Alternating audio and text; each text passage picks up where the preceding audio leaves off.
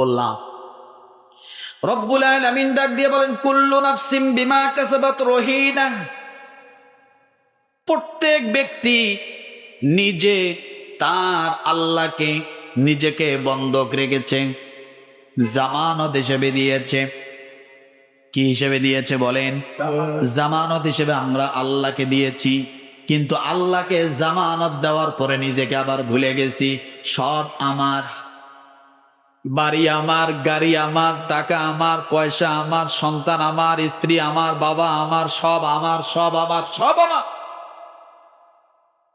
কিন্তু একটা আছে, আল্লাহ কুল্লু নাফসিন বিমা কাসাবাত রহিন।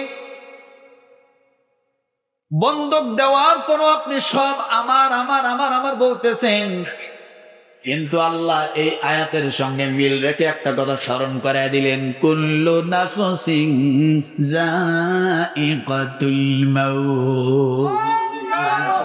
বান্দারে, সব তোর, সব তোমার, তুমি বলছো, কিন্তু মৃত্যু, তোমার নফসের মৃত্যু যেদিন হয়ে যাবে সেদিন আর তোমার কিছুই থাকবে না। এই নফসের মৃত্যু যেদিন হয়ে যাবে সেদিন তোমার আর কিছুই থাকবে না, কিছুই থাকবে না। এই নফস যতদিন আপনার ভিতরে আছে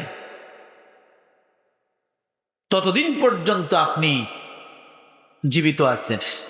নফসের মৃত্যু যেদিন হবে সেদিন আপনি আর আপনার থাকবেন না। যত বড় ক্ষমতাবান হন, যত সম্পদশালী হন, যত দামি লোক হন, এ দুনিয়া থাকার জায়গা না।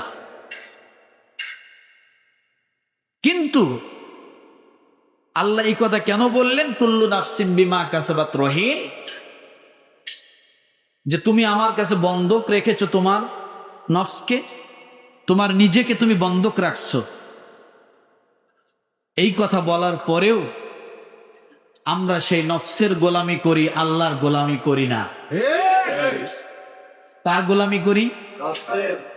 নফসের গোলামি করি, আল্লাহর গোলামি করি না।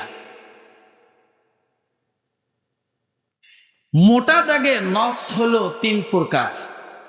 মোটা দাগে কথা বলে না, নফস হলো 3 প্রকার, আর ব্যাখ্যায় যে নফস হলো প্রায় 7 প্রকার।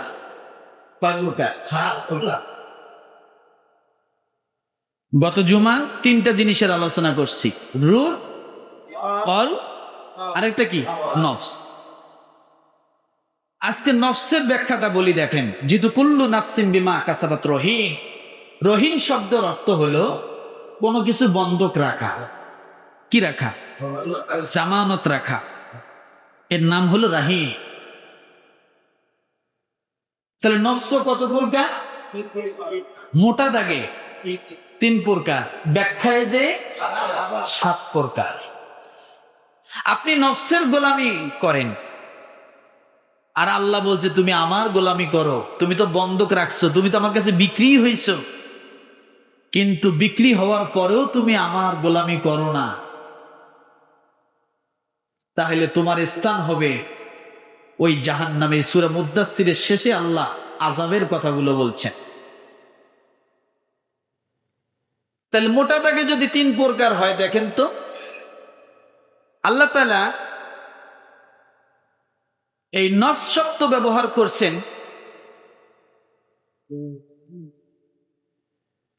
13 নম্বর পারার 1ম নম্বর লাইনে, সূরা ইউসুফের 53 নম্বর আয়াত। কত?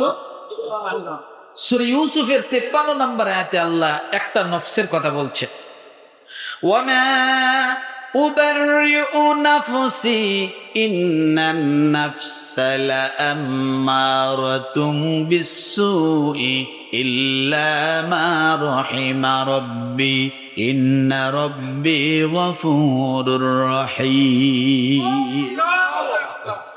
তাহলে নফস মোটা দাগে কয় প্রকার? এই 3 প্রকার নফসের 1 নাম্বার নফসটা হলো নফসে আম্মারা। কি বলেন তো? মুখস্থ করেন, এটার সাথে আজকে পরিচয় করায় দিই। নফসে কোন জায়গায় আছে এটা? সূরা ইউসুফের 53 নম্বর আয়াত। এই নফসে আম্মারার কাজ কি? নফসে আম্মারার কাজ হলো আপনাকে সব সময় গুনার দিকে ধাবিত করে। যে নফসটা সব সময় কি কি গুনার দিকে ধাবিত করে, সেই নফসের নাম কি? সকলে জবান খোলে। নফসে আম্মারা। নফসে আম্মারা কাকে বলে? যে নফসটা সব সময় কোরআন শরীফ পড়তেছেন মোবাইলের মধ্যে, বা মনে করেন ভালো একটা সিনারি দেখতেছেন, কিন্তু মনটা কিন্তু টানতেছে ইউটিউবে ঢোক, একটা নতুন সিনেমা আছে, একটা নতুন গান বাইরেছে, একটা নতুন নাটক বাইরেছে, আপনাকে কিন্তু আপনি ভালো একটা জিনিস দেখতেছেন, কিন্তু আপনাকে ধাক্কাইতেছে কোন দিকে? গুনার দিকে। আছে না নাই? একটা মেয়ে যাচ্ছে, আপনি দেখছেন, কিন্তু আপনার এই দেখা আর পরের দেখা আকাশ জমিন ব্যবধান। আছে না নেই? এই যে আকৃষ্ট করতেছে আপনাকে খারাপ দিকে, কোন নফস? ঘুমাইতেছে কে? যখন ঘুমাইছে কোন নফস? নফসে আম্মার। নফসে আম্মারা আপনাকে সব সময় গুনার দিকে কি করে? ধাবিত করে। তাহলে 1 নাম্বার নফস পাইলাম। দ্বিতীয় নাম্বার নফস, নফসে লাওয়ামা। বলেন তো, মাথা উঁচু করে। নফসে লাওয়ামা। এই নফসে লাওয়ামার কথা বলতে যে আল্লাহ একটা কসম করছে, সুবহানাল্লাহ বলে। নফসে লাওয়ামার কথা বলতে যে আল্লাহ একটা কসম করছেন, লা উকসিমু বিন নাফসিল লাওয়ামা। আল্লাহ বলে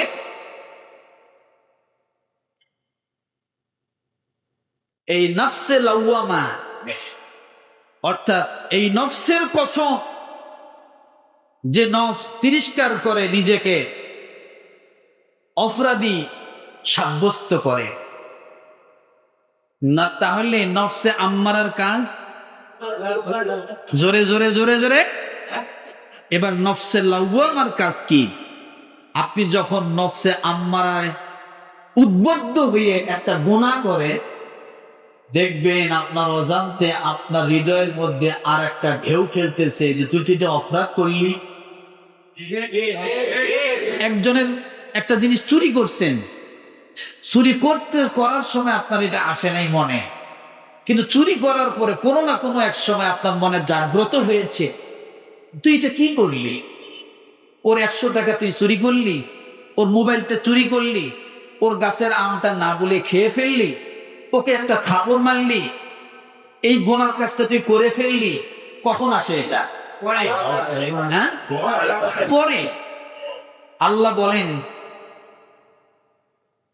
লা উকসিমু বিয়াউমিল কিয়ামা ওয়া লা উকসিমু বিন নাফসিল লাওয়ামা। সূরা কিয়ামার 2 নম্বর আয়াত, 29 নম্বর আয়াত। আল্লাহ বলে যে এই নফসে লাওয়ামার কাজ হলো নিজেকে তিরস্কার করা, নিজেকে ধিক্কার দেওয়া, নিজেকে অনুতপ্তর জায়গায় পৌঁছিয়ে দেওয়া, যে তুই কেমন করে এই কাজটা করতে পারবি। লোকটা একটা ভুল করে বসছে, তাই বলে তুই তাকে ইচ্ছে মতো মারলি, ইচ্ছে মতো গালি দিলি। তোর শক্তি আছে, ক্ষমতা আছে, কোনো না কোনো সময় ওই শক্তিধর লোকটারও মনের মধ্যে জাগ্রত হয়, যেটা মনে হয় আমি ভুল করলাম। আল্লাহ তাআলা এই নফসে লাওয়ামার কসম করে বলতেছেন যে এবং শপথ করছি তিরস্কারকারী নফসের, যে নফস মানুষ গুনাহ করার পরে তাকে সচেতন করে দেয়, তাকে জাগ্রত করে দেয়। এটা মুমিনের জন্য দুনিয়া, আর কাফেরের জন্য তিরস্কার হবে আখিরাতে। কাফেরের জন্য তিরস্কার হবে কোথায়? আখিরাতে। যখন মুমিনদের নাজ নেয়ামত দেখবে, তখন কাফেররা তিরস্কার করবে, আহারে কেন তুমি ঈমান গ্রহণ করো নাই, কেন তুমি ভালো কাজটা করো নাই, কেন তুমি মুসলমান হও নাই?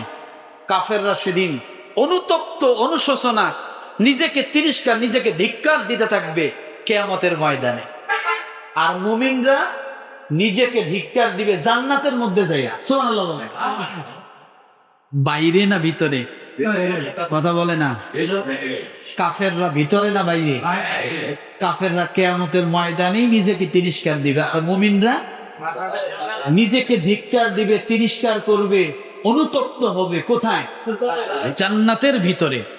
বলে কেন হুজুর, জান্নাতে যাওয়ার পর আবার এত কিছু? এই জন্য যখন জান্নাতে ঢোকার পর ওই জান্নাতি দেখবে যে উনি যে ক্লাসের জান্নাত পাইছে তার থেকে আরো উন্নত ক্লাসের জান্নাত কি তার পাশের একজন মুরব্বী, তার পাশের একজন ভাই, তার যাকে সে পছন্দই করে নাই, যাকে মানুষই মনে করে নাই, ওই মানুষটা এই মানুষের থেকে ভালো ক্লাসের একটা জান্নাত পেয়ে গেছে। তখন নিজেকে ধিক্কার দিবা, হারে কেন তুই একটু বেশি সুবহানাল্লাহ বললি না? কেন তাহাজ্জুদের নামাজটা একটা রাজুটি পড়লি না? সারা রাত মোবাইল দেখে কাটালি, তাহাজ্জুদের সময়টা তুই মোবাইল দেখে কাটাইছিস, উঠে তো 2 রাকাত নামাজ পড়তে পারতি, তাহলে তো আজকে তোর জান্নাতের স্তরটা একটু হলেও উন্নত হতো, জান্নাতের দরজা, জান্নাতের মাকাম একটু হলেও। সুবহানাল্লাহ একটু বেশি কেন বললি না? বললে তো ওই জান্নাতটা পাইতি। সুবহানাল্লাহ বলবেন না? সেদিন মুমিনেরা জান্নাতের ভিতরে যায় এই আফসোস, এই অনুতপ্ত করতেই থাকবে, তুই কেন কোরআন পড়িস নাই, কেন নামাজ ঠিক মতো পড়িস নাই, না পড়িয়ে এইটুক পাইছো, যা পড়লে তো তাহলে কি মূলত জান্নাতটা বহুতল ভবনের হবে। সুবহানাল্লাহ বলে। জান্নাত কেমন হবে? বহুতল ভবনের হবে, স্তর স্তর স্তর স্তর হবে, এইভাবে হবে। দেখেন না সাধারণ বিল্ডিং করে, বিশেষ করে, আবার রাগ করবেন না কেউ, যারা বাড়িওয়ালা, ওই বাড়িওয়ালারা সহজে কিন্তু নিচতলায় একেবারে খুব সুন্দর করে ডেকোরেশন করে ওই নিচতলায় তারা থাকে না। বাড়িওয়ালারা কয়তলায় থাকে? যদি নিজস্ব বাড়ি হয় দোতলা অথবা 3 তলায়, মনের মতো ইচ্ছে মতো ডেকোরেশন করে থাকে। কেন? নিচতলার থেকে দোতলা দামি, দোতলার থেকে 3 তলাটা কি দামি, বাতাস টাতাস পাওয়া যায়, অনেক কিছু দেখা যায়। মানে এটা বোঝার জন্য বললাম। তাহলে জান্নাতের মধ্যে মুমিনরা যায় কি করবে? আফসোস করবে, আরে আমি কেন 10টা টাকা দান করলাম না? একটা ভিক্ষুক তো আমার সামনে হাত পেতেছিল, মসজিদের জন্য তো টাকা চেয়েছিল, কবরস্থানের জন্য তো চাইছিল, মাদ্রাসার জন্য চাইছিল, একটা অসহায় মানুষ এক মুঠ খাওয়ার জন্য চাইছিল, আমি কেন দেই নেই? দিলে তো আমার স্তরটা আরো কি, আরো উন্নত ক্লাসের হতো। সেদিন মানুষ নিজেকে তিরস্কার করবে। আল্লাহ বলেন, লা উকসিমু বিয়াউমিল কিয়ামা ওয়ালা উকসিমু বিন নাফসিল লাওয়ামা। যে নফস আপনাকে কি করে? নিজেকে অনুতপ্ত হতে সহযোগিতা করে, তিরস্কার করে, নিজেকে সংশোধন করার জন্য কি করে? সহযোগিতা করে। অন্যায়ের বিষয়টাকে অন্তরে জাগ্রত হয়, সেটার নাম নাফসে লাওয়ামা। কি? তাহলে গুনাহেরটা কোনটা? নফসে। আর অনুতপ্ত হয় যে নফস, সেটার নাম নাফসে লাওয়ামা।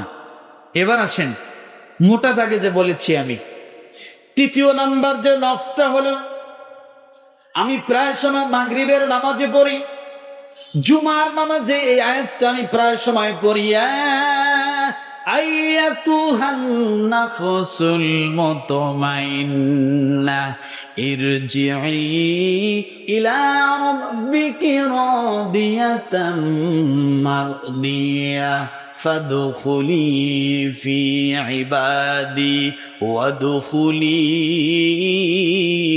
জান্নাতি। এত মজার একটা আয়াত। আপনারা হয়তো মনে করতে পারেন হুজুর খালি